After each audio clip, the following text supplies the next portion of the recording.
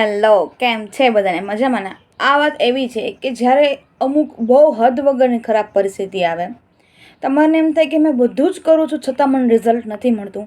હવે ક્યારે શું થશે એ સમજાતું નથી, બરાબર છે? એ પરિસ્થિતિમાં તમારે શું કરવું એના માટે આ વિડીયો છે કે જે તમે તમારા માટે બધું કરતા હોય પણ છતાં એવું લાગે છે કે હું આમ વધારે પડતો જ જાઉં છું.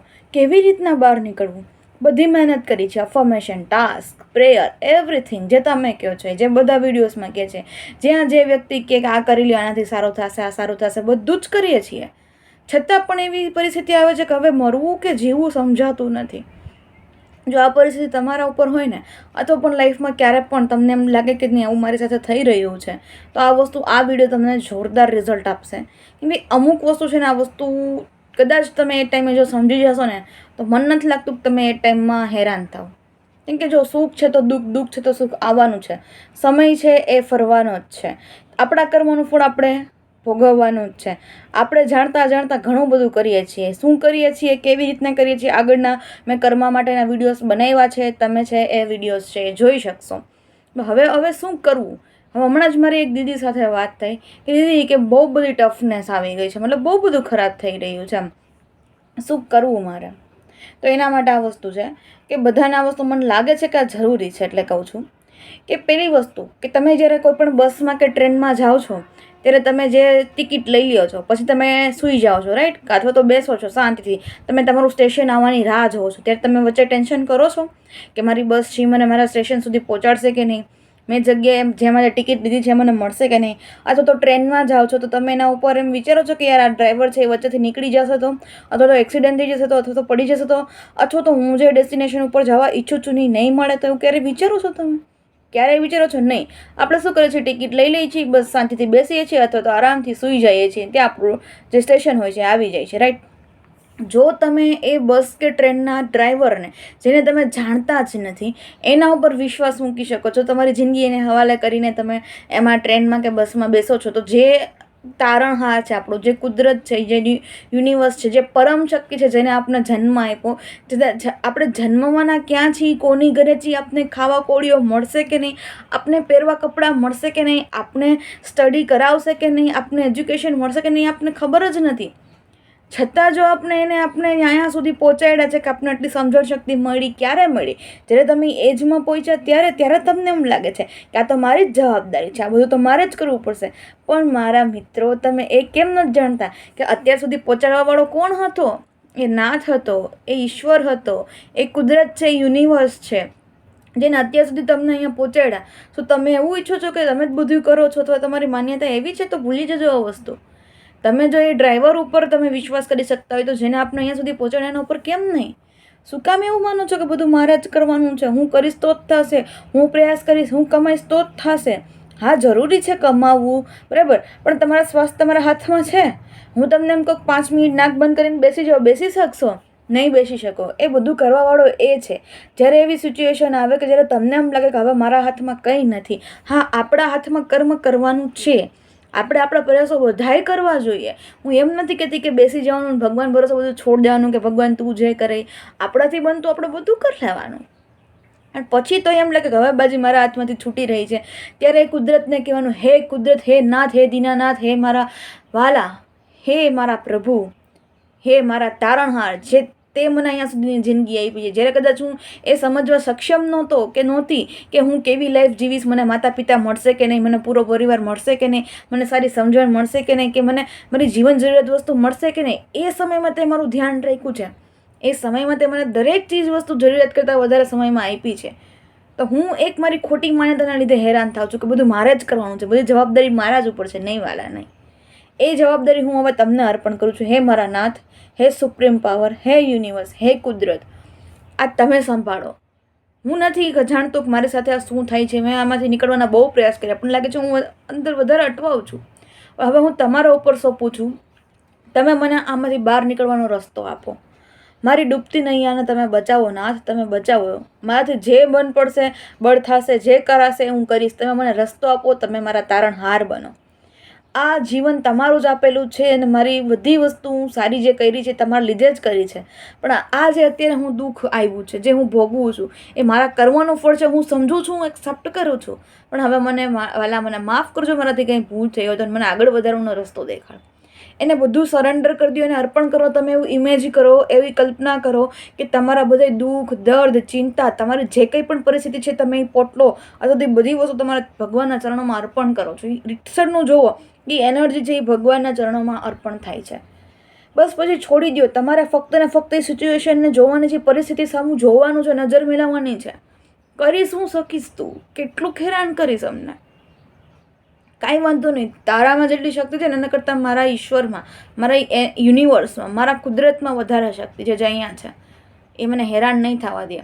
એને મને મારી સામે આ પરિસ્થિતિ લાવી છે ને તો એ જ એને કેવી રીતના જીતવી, કે એમાંથી બહાર નીકળવું એનું સોલ્યુશન આપશે. તમારે કંઈ પ્રયાસ જ નથી કરવાના. અમુક ટાઈમ એવો આવે છે કે આપણે બધા પ્રયાસો મૂકી દેવા પડે છે, તો જ તમે એમાંથી બહાર નીકળી શકશો. કેમ કે તમે નહીંતર બહાર નહીં નીકળી શકો. વધુ હું કેમ બહાર નીકળું, હું કેમ કરું એ ના ભેગું થાય.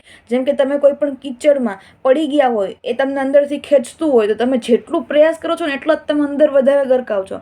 પણ જ્યારે તમે સ્ટ્રેટ થઈ જાઓ છો, ઢીલું મૂકી દો છો ને શરીરને, તે તમે એકદમ સીધા ઊભા રહી જાઓ છો, અને પછી ગમે એ વ્યક્તિ તમને બહારથી ખેંચી શકે છે. પણ જો તમે તમારી જાતે નીકળવાની ટ્રાય કરતા હશો ને તો તમે વધારે ગળકાવ થશો. તમે મૂવીમાં જોયું હશે આ વસ્તુ. આ જ સેમ વસ્તુ આપણે આપણા જીવનમાં લાગુ પાડવાની છે કે આપણે એક ટાઈમ એવો આવે ને ત્યારે કંઈ નથી કરવાનું. બસ પરિસ્થિતિ ભગવાનને અર્પણ કરી દેવાની છે અને શાંતિથી છે એ વસ્તુને જોવાની છે. શું થશે? કંઈક ને કંઈક વસ્તુ જે શ્રદ્ધા છે એ આપણી પરિસ્થિતિથી ઉપર વધી જાય છે, વિશ્વાસ વધી જાય છે, ત્યારે કંઈ વસ્તુ કરવાની જરૂર નથી પડતી. કોઈકને ક્યાંક ને કંઈક વસ્તુ રૂપે તમારી મદદ કરવા જરૂર આવશે. બસ મન શાંત રાખવાનું છે. હું અહીંયાથી ભેગું કરી લઉં, હું કેમ કરું, હું શું વિચારું, હું કેમ કરું. અત્યારે એટલા બધા લોકોના મને મેસેજ આવે છે, એટલો દુઃખીવાળા, કે હું ખુદ એમને આન્સર કરતાં મારો જીએમ મોલો થાય છે કે આટલા બેચેનીમાં છે આ લોકો. પરિસ્થિતિ બધાને ખરાબ આવતી હોય, મારી બી એક ટાઈમ આવેલી છે, તમારી બી આવે છે, એમાં કોઈ નવું નથી. બધાય વ્યક્તિઓને એવો ફેસ આવે જ છે. પણ વસ્તુ એ છે કે તમે કોઈક સામું રોદણા નહીં રહો એટલા બધા. તમારા ટાઈમે તમે એમ કહો મને અત્યારે જ બધું દઈ દો, મારે ગમે એમ કરીને નીકળવું છે, તો એ વસ્તુ નહીં પોસિબલ બને મિત્ર, નહીં બને યાર. બરાબર છે? તમારી વસ્તુને પહેલાં સિચ્યુએશનને ફેસ કરવી પડશે. કેમ કે ભગવાનને તમારી સામે એ વસ્તુ લાવી છે તો એનું કંઈક કારણ છે. તમને કંઈક શીખડાવવા માગે છે, કંઈક અનુભવવા માગે છે, એ આપવા માગે છે. તો પહેલાં એનો સામનો તો કરવો જ પડશે. પછી તમે એમાંથી આપોઆપ બહાર નીકળશો. તમારે ત્યારે તમારા મનને શાંત રાખવું પડશે. પહેલાં તમારે વિચારવાનું કે શું મારી કંઈ ભૂલ હતી, મેં એવું શું કર્યું હતું કે જેના કારણે મારું આવું થયું હશે. કેમ કે એક હાથે તાળી તો વાગતી જ નથી. આપણે કંઈક ને કંઈક તો એ ફોલ્ટમાં હોય જ છીએ. એ ફોલ્ટ આપણે મળી જાય પછી એક્સેપ્ટ કરવાનું છે. ઓકે, સમજાઈ ગયું કે આ મારી વાત છે, બરાબર છે. અમુક લોકો એવા છે, હું એને આન્સર આપું છું કે તમે આ કરો, આ વિડીયો જો, આમ કરો, છતાં મારી પાછળ પડી જાય. ના તમે મને આનો કહો જ કે હું શું કરું, ના તમે આ કહો જ શું કરું. પણ હું એમ વિચારીને ના કહેતી હોઉં કે તમે તમારી પેલા સિચ્યુએશનને શાંતિથી એક જગ્યાએ બેસીને વિચારો કે આનું કારણ શું છે. ગાંગા થશો તો વધારે એની અંદર ફસાઈ જશો. બરાબર છે? અને મેં મોસ્ટલી થ્રી વિડીયોઝ મૂક્યા છે, 333, કે તમારી મોસ્ટલી પરિસ્થિતિને તમને આન્સર મળી શકે. અને બાકી નથી મળતા તો રાહ જુઓ. અને બાકી તમને તોય તાત્કાલિક જરૂર છે, તમારી ટેકનિક તમને જોઈએ છે, મારી અફર્મેશન જોઈએ છે, તો મારા ટેલિગ્રામના વોટ્સઅપમાં ગ્રુપમાં જોડાઓ. પણ બાકી એક જ વસ્તુ કે કુદરત ઉપર સરેન્ડર કરો, એને અર્પણ કરી દો અને વિશ્વાસ રાખો. કેમ કે જ્યારે પરિસ્થિતિ એણે આપી છે તો સોલ્યુશન પણ એ આપશે જ ને. બરાબર? તમે જ્યારે માફી માગી લો છો ત્યારે કુદરત તમને સાથ આપે જ છે. ગમે એવી ખરાબ પરિસ્થિતિ કેમ ન હોય, મારો અનુભવ છે. એટલે એક રિક્વેસ્ટ છે મિત્રો કે જો તમારી પરિસ્થિતિમાંથી બહાર નીકળવું હોય ને ખરેખર, તો એ પરિસ્થિતિને ઢીલી મૂકી દો, છોડી દો. કંઈ પ્રયત્ન જ ના કરો એમાંથી બહાર નીકળવાના. 1 મહિનો ખાલી જોવો અને બસ પ્રભુ પર વિશ્વાસ રાખો, એને પ્રાર્થના કરો. બરાબર છે? અને પછી બસ એના ઉપર જ વિશ્વાસ રાખો, એ કરી દેશે. કંઈક તો ચમત્કાર થશે, કંઈક ચમત્કાર થશે અને થશે જ. આ જ વસ્તુ માઇન્ડમાં રાખો. બીજું તો હું કંઈ નહીં કહી શકું એ બાબતે. હું તમને ટેકનિક આપીશ, હું તમને સ્ક્રિપ્ટિંગ આપીશ, હું તમને બધું આપીશ, પણ મને ખબર છે કે પ્રેયરથી મોટી એ કઈ વસ્તુ કામ નહીં કરે. કેમ કે તમે અત્યારે એટલા ગૂંચવાયેલા હોય કે તમને કોઈ પણ ટેકનિકમાં ટ્રસ્ટ નહીં બેસે.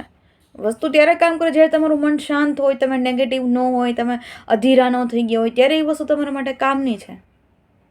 અમુક લોકોના મને મેસેજ આવે છે કે તમે ટેકનિકના ગ્રુપમાં હોય ને કે તમે તો કંઈ રોજે રોજ આપતા નથી, પણ મેં કીધું ભલામણા રોજે રોજ ના આપવાનું હોય. હું તમને 30 દિવસની 30 વસ્તુ આપી દઉં તો તમને જ ખબર ના પડે કે તમે કેવી રીતના કેમાં યુઝ કરશો એ વસ્તુ. એના માટે સમયને સંજોગ સાથ આપે ત્યારે જ તમે કરી શકો. તમારે એક એક વસ્તુ ઉપર ટાઈમ લેવો પડે, વિચારવું પડે કે હું મારી કઈ વસ્તુ ઉપર આધાર રાખાવું, કઈ ટેકનિક મારા માટે યુઝફુલ થશે. શું તમે એક દિવસમાં 30 વસ્તુ માટે તમારી તો 100 વિશ હોય, શું 100 વિશ તમે પૂરી કરી શકશો? નહીં કરી શકશો. રીઝન શું છે કે તમે જો 100 વિશ માટે અથવા 30 દિવસ તમારા ગ્રુપમાં જોડાણા 30 ટેકનિકને તમને 30 દિવસમાં આપી દીધી ને તો તમે લોકો ઘાંઘા થઈ જશો. કેમ કે એમાં યુઝ કરો ને તમને ખબર જ નહીં પડે. વસ્તુ જે સાચા ટાઈમે મળે ને એ જ વસ્તુ મહત્વની છે. આપવા માટે તો બધાય તમને આપી દેશે, બોલવા માટે બુકમાંય ઘણું બધું આપેલું છે, વિડીયો ઘણા બધા તમને મૂકે છે, પોસ્ટ કરે છે. કેમ નથી ફેર પડતો? કેમ કે તમારા માઇન્ડસેટ ઉપર આધાર રાખે છે, એ તમારા વિચારો ઉપર આધાર રાખે છે, તમારા કેટલી શ્રદ્ધા છે, વિશ્વાસ છે એના ઉપર આધાર રાખે છે. જેટલું સારું શ્રદ્ધા હશે, વિશ્વાસ હશે, એટલું જલ્દી કામ થશે. એટલે મેં તમને આ પ્રેયરની વાત કીધી. બાકી હું પણ તમને ટેકનિક કહી શકું છું કે મારી સ્ક્રિપ્ટિંગની ટેકનિક છે, કરો સ્ક્રિપ્ટિંગની ટેકનિક કરો, આલ્ફા ટેકનિક કરો, મેડિટેશન કરો, કેટલું બધું મારી પાસે છે, હું તમને કહી દઉં. પણ નથી કે તેનું રીઝન છે, આ વસ્તુ ટ્રાય કરો, જ્યારે કંઈ ના સમજીને ત્યારે કરો. ચલો મળીએ કંઈક નવા વિડીયોમાં નવી માહિતી સાથે. હર હર મહાદેવ.